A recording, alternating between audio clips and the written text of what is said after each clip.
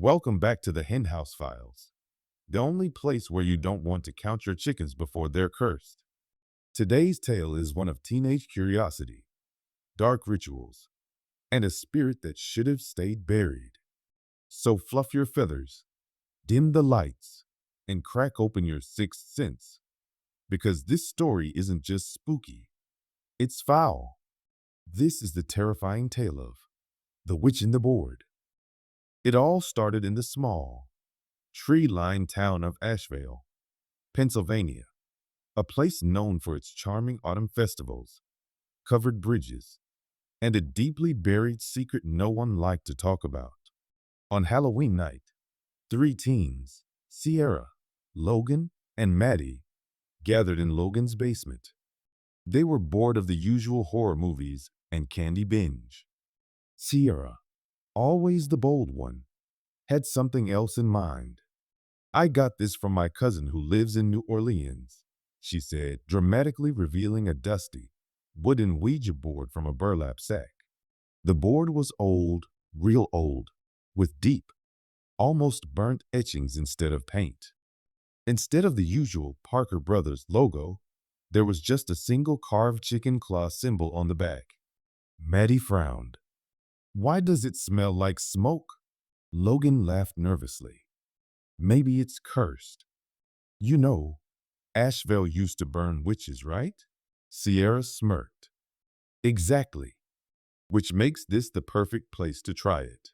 After setting up candles in a circle, they dimmed the lights. The planchette was cold to the touch. They began. "Is anyone there?" "Nothing." "Can you hear us?" Still, nothing. Then Sierra said the words she would later wish she hadn't. "We summon the spirit of Eleanor Greaves. Come to us." The candles flickered. The air in the room dropped 10 degrees. And slowly, very slowly, the planchette moved. Why? Yes. Back in the 1700s, Eleanor Greaves was a midwife in Asheville. She lived in a small cabin on the edge of the Blackroot Woods and treated the sick when others wouldn't. But when a plague struck the town and half the children died, people needed someone to blame. Eleanor became that person. Rumors swirled that she brewed potions and spoke to birds, that she had a black rooster that never crowed at dawn, that her herbs were of the devil. And when the mayor's own daughter died under Eleanor's care, a mob stormed the woods and dragged her out by her hair. They burned her cabin to the ground with her inside it. But before the flames took her, Eleanor is said to have screamed, "I'll speak again. When three fools beg to hear me, I'll answer. And I won't stop until I've told you everything." And now, over 200 years later, three teenagers had unknowingly fulfilled that exact curse. As the planchette moved again, Maddie whispered, "Ask her something." Logan swallowed. "Who killed you?" The answer came slowly. T-H-E-Y. Sierra. "Who's they?" B-U-R-N-E-D.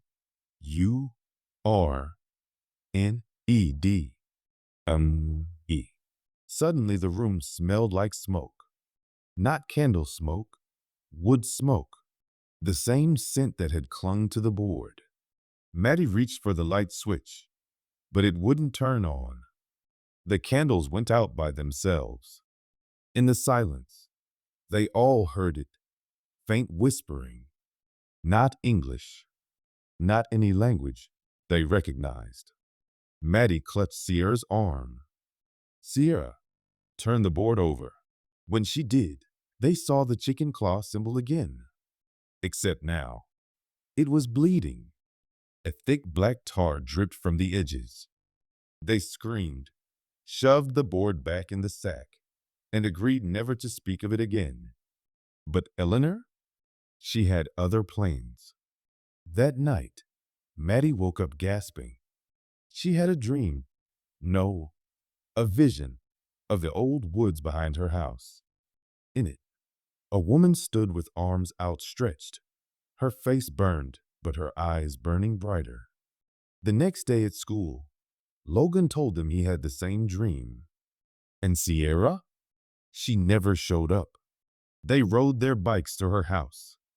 Her mom answered the door looking pale. Sierra had locked herself in her room, screaming all night. She was now in the hospital, sedated. That night, Maddie got a text. It was from Sierra's phone. No words, just a photo, a live photo. It showed Maddie asleep in her bed, taken from the foot of her mattress. She screamed through her phone and called Logan. His voice trembled when he answered. I just got the same thing, but the photo was of my basement. They decided to go back to where Eleanor's cabin had once stood, the Blackroot Woods. They brought the board. Logan tried to smash it with a hammer. It didn't break. Maddie poured gasoline on it. It wouldn't light. Finally, they opened it one more time and placed their hands on the planchette. What do you want? M-Y-T-R-U-T-H. Then, without touching it, the planchette moved again. F-O-L-L-O-W. The woods grew unnaturally dark as they walked deeper in. Birds had stopped singing. Even the crickets were silent. They reached a clearing. There, half buried in the dirt, were the charred stones of an old foundation. Maddie knelt down and found something. A rusted iron necklace, still warm to the touch. Then Logan shouted, pointing to the trees. A figure. A woman.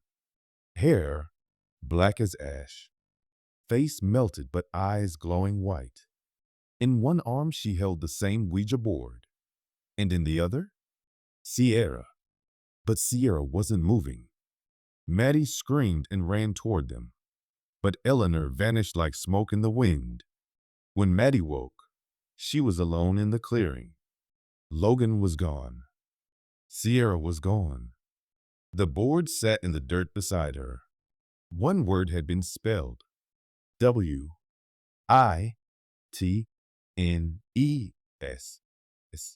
Back in town, Logan and Sierra were found at the hospital, but they remembered nothing. Maddie tried to tell the police, her parents, even a priest, but no one believed her. Weeks passed. Logan grew erratic. He told Maddie that Eleanor still visited him, that she whispered in his dreams, that she showed him things, old secrets, buried graves, the names of those who helped burn her. And one night, he snapped. Logan was arrested for breaking into the Asheville Historical Society. He was caught trying to dig up the grave of the mayor who ordered Eleanor's execution. He was covered in blood, but not his own. In his pocket, the Ouija board. Years later, Maddie, now 29, has never used a Ouija board again. But she's kept a notebook filled with symbols, sketches, and fragments of things Eleanor showed her in dreams. She swears the spirit is still out there, looking for someone to tell her final tale. And what happened to the board? Nobody knows. It was confiscated by police and logged into evidence. But when the Asheville station burned down in 2019, it was the only thing that survived. And every year on Halloween, someone in Asheville receives a photo of themselves sleeping. So if you ever get your claws on a spooky old Ouija board, especially one with a chicken foot engraved on the back, maybe don't play around. Or better yet, do exactly nothing. Because you might not just summon a spirit. You might invite one that's already been waiting.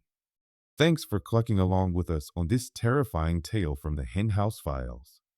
If you enjoyed this creepy coop story, be sure to peck that like button, subscribe, and check out the Haunted Hatchery, our official merch store.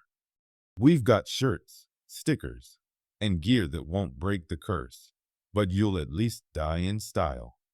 Until next time, keep your feathers fluffed and your Ouija boards locked away. But BAWK,